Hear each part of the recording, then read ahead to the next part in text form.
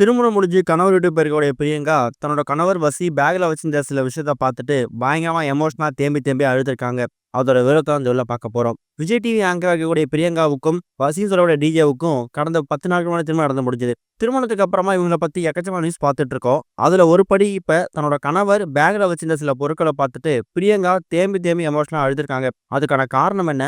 அப்படி பேக்ல வசி என்னதான் வச்சிருந்திருக்கா அப்படிங்கிறத பத்தி ஒரு சுவாரஸ்யமான தகவல் ஒண்ணு வெளிவந்திருக்குது. சொல்லப்போனா வசி அப்புறம் பிரியங்கா இவங்க 2 பேருக்குமே அவங்களோட பாஸ்ட் லைஃப்ல எக்கச்சக்கமான கசப்பான அனுபவம் நடந்திருக்குது. என்னைக்காவது ஒரு நாள் ஒரு பெர்ஃபெக்ட்டான நபர என் வாழ்க்கையில பார்த்தனா, இவ தான் என் லைஃப் பார்ட்னர்னு நான் முடிவு பண்ணனா, கண்டிப்பா ஒரு திருமணம் பண்ணிப்பேங்கிற மாதிரி பிரியங்கா சொல்லியிருந்தாங்க.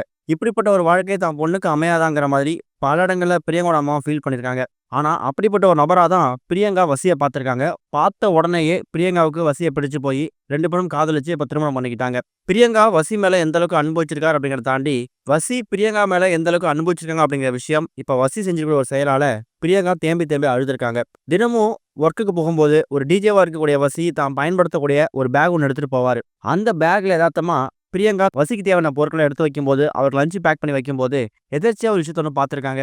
அதாவது அந்த பேக்க ஓப்பன் பண்ண உடனேயே, அந்த பேக்கோட பொருட்கள் வைக்கக்கூடிய அந்த பகுதியில, பிரியங்காவோட ஃபோட்டோவ பெருசா ஸ்டிக்கர் மாரி ரெடி பண்ணி அந்த பேக்ல ஒட்டி வச்சிருந்திருக்காரு.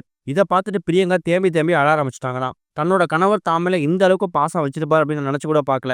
தினமும் ஒரு ஒரு விஷயங்கள சர்ப்ரைஸ் பண்ணி, எனக்கு ஏதாவது விஷயங்கள் செஞ்சுக்கிட்டே இருக்காரு. திரும்பி கையுமாற அவர நான் என்ன செய்ய போறேன்? என்னால அன்பு மட்டும் தான் குடுக்க முடியும். ஆனா அவரு என் மேல இந்த அளவுக்கு அன்ப குடுப்பாரு அப்படிங்கிறத நினைச்சு கூட பார்க்கலங்கிற மாதிரி பிரியங்கா பயங்கரமா எமோஷனலா ஃபீல் பண்ண ஆரம்பிச்சுட்டாங்களாம். இது ஒரு பக்கம் இருக்க, அஜித் அவர் நடிப்பில் வெளிவந்த குட் பை டாக்லி திரைப்படம் கிட்டத்தட்ட ஒரு 14 நாட்கள் கடந்து திரையரங்குல வெற்றிகரமா ஓடிக்கிட்டு இருக்கு. 14 நாட்கள்ல இந்த திரைப்படம் எவ்வளவு வசூல் செஞ்சிருக்குங்கிற மாதிரி அபிஷியலா வெளியிட்டிருக்காங்க. விடாமுயற்சி திரைப்படம் கலவையான விமர்சனங்கள் பெற்றிருந்தாலும் வசூல்ல அந்த அளவுக்கு பெருசா ஒரு தாக்கத்தை ஏற்படுத்தல. சொல்லப்போனா அந்த திரைப்படம் 100 கோடி ரூபாய் வசூல் செய்யறதுக்கு கொஞ்சம் திக்குமுக்காடுச்சு அப்படின்னே சொல்லலாம். ஆனா அதுக்கப்புறம் ஆதிக் ரவிச்சந்திரன் இயக்கத்துல வெளிவந்திருக்கக்கூடிய குட் பை டாக்லி திரைப்படத்துக்கு ரசிகர்கள் மட்டும் இல்லாம பொதுமக்களுமே நல்ல விமர்சனம் கொடுத்து வந்துட்டு இருந்தாங்க. ஒரு பயங்கரமான ஃபேன் பாய் சம்பவங்கிற மாதிரி தான் அந்த படத்த தலையெடுத்து வச்சு கொண்டாடினாங்க. கடந்த 10 நாட்களுக்கு முன்னாடி இந்த திரைப்படம் 100 கோடி ரூபாய் வசூல் செஞ்சது. கடந்த 5 நாட்களுக்கு முன்னாடி இந்த திரைப்படம் 200 கோடி ரூபாய் வசூல் எட்டியிருக்குங்கிற மாதிரி படக்குழு அறிவிச்சிருந்தாங்க. இப்ப அதுக்கெல்லாம் ஒரு படி மேல போயி, இப்ப 16 நாட்கள கடந்த இந்த திரைப்படம் 262 கோடி ரூபாய் வசூல் செஞ்சிருக்குதாம். நேத்து 250 கோடியா சொல்லியிருந்தாங்க. இன்னைக்கு 262 கோடி ரூபாய் வசூல் செஞ்சிருக்குதாம். இதுல தமிழகத்துல மட்டுமே இந்த திரைப்படம் 173 கோடி ரூபாய் வசூல் செஞ்சிருக்கு அப்படிங்கிறது கவனிக்க வேண்டியது.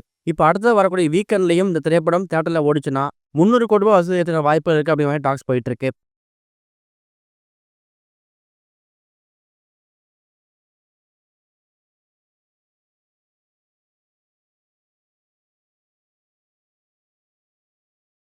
இதுவரைக்கும் கனெக்டிங் டிவிக்கு சப்ஸ்கிரைப் பண்ணனா மறக்காம சப்ஸ்கிரைப் பண்ணிக்கங்க.